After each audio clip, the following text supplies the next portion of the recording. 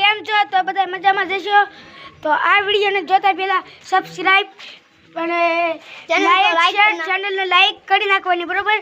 તો આજે મિત્રો આપણે જઈએ છીએ ભોળાનાથના મંદિરે.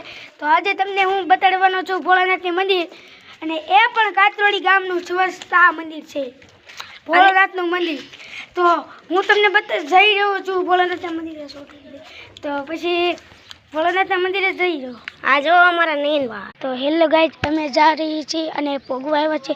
આ છે અમારા જયેશભાઈ અને આ છે અમારા નયનભાઈ. તો આપણે તો જઈ રહ્યા છીએ ભોળાનાથના મંદિરે, અને મંદિર પણ ઓરું આવી ગયું છે. તમે જોઈ શકો છો મિત્રો, આ અમારું મંદિર.